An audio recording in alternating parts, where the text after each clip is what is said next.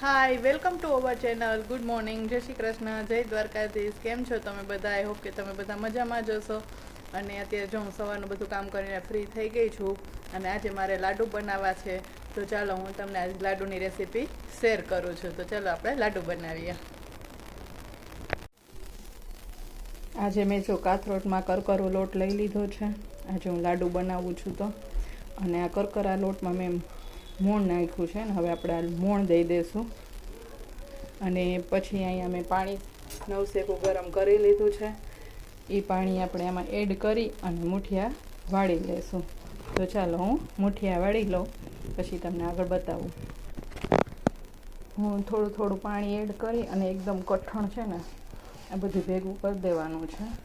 કોરો લોટ ન રહેવો જોઈએ અને એકદમ કઠણ કરવાનું. પછી આ રીતના મુઠિયા વાળતું જવાનું.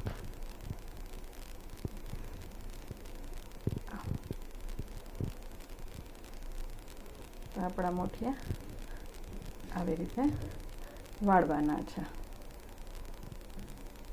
તો આપણા મુઠિયા આવી રીતે આમ એટલે આવી રીતે કરશું તો અંદરથી કાચા નહીં રહે.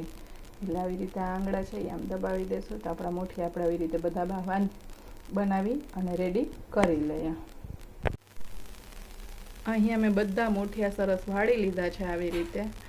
અને અહીંયા મેં તેલ ગરમ કરવા મૂકી દીધું છે. તો તેલ આપણું ગરમ થઈ ગયું છે. તો હવે આપણે એમાં નાખી દઈશું મુઠિયા.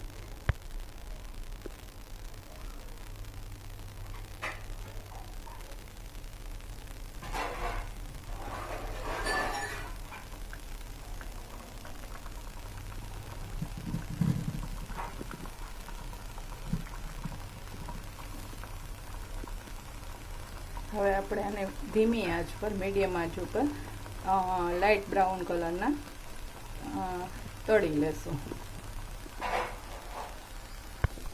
પછી આપણે એને ધીમે ધીમે પલટાવી લેશું.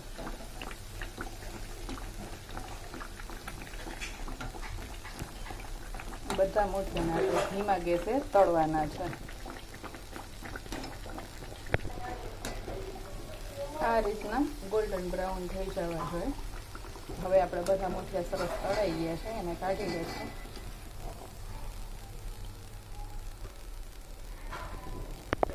આ રીતે આપણે બધા જ મુઠિયા તળીને રેડી કરી લઈએ.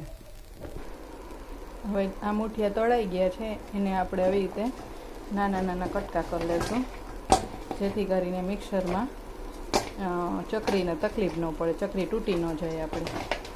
આ રીતે અને પછી એને બધાને ઠારવા હું પંખા નીચે મૂકી દઈશ. મેં બધા જ કટકા આવી રીતે નાના નાના કરી લીધા છે. હવે એને હું પંખા નીચે 5-10 મિનિટ ઠરવા દઈશ. પછી આપણે એને મિક્સર જારમાં લઈને ભૂકો કરી લઈશું. મુઠિયા ઠરે છે ત્યાં સુધીમાં મેં અહીંયા ગોળ પણ સુધારી લીધો છે અને નાનો એવો જાયફળનો ટુકડો લઈ લીધો છે. એ પણ આપણે એમાં એડ કરશું. મેં મુઠિયા મિક્સર જારમાં લઈ લીધા છે અને હવે આપણે આ મુઠિયાને ક્રશ કરી લઈશું બધાને.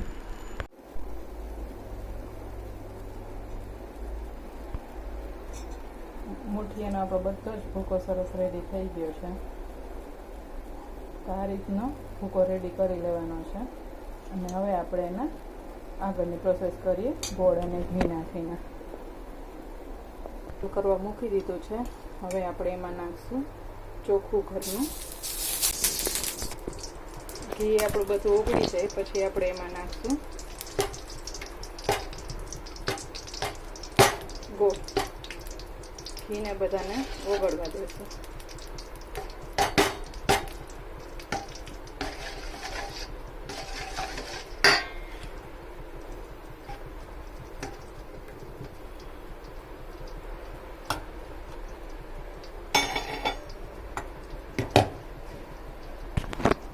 ઘી ઓગળે એની હારવાર આપણે સ્વાદ અનુસાર ગોળ લઈશું. જય ગણપતિ દાદા, દેવી ખોડિયારમાં.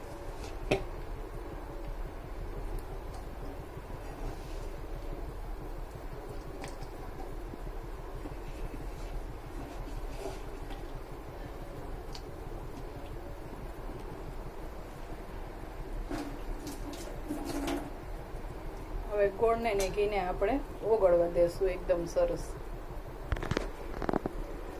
તો આપણો ગોળ એકદમ સરસ ઘીમાં ઓગળી ગયો છે. હવે આપણે આમાં લોટ મિક્સ કરશું. ગેસ બંધ કરી દેશું. જો આ વધારે થવા દેશું તો લાડુ આપણા કડક થઈ જશે, એકદમ સોફ્ટ નહીં થાય. એટલે આવા બબલ્સ થવા માંડે એટલે રેડી થઈ ગઈ છે આપણી ગોળ ઘીની પાય. હવે મેં આ ગોળ ઘીની પાયમાં ભૂકો સરસ મજાનો મિક્સ કરી દીધો છે. લાડુ વાળી લઈએ. હું આ સ્ટેન્ડમાં બનાવું છું એટલે આમાંથી હું ફટાફટ એક સરખા લાડુ કરી લઉં છું. તો આપણા લાડુ બનીને રેડી થઈ ગયા છે અને મેં કાજુથી એને ગાર્નિશિંગ કરી દીધા છે. તો હવે આપણે એને ગણપતિ દાદાને ધરાવી દેશું.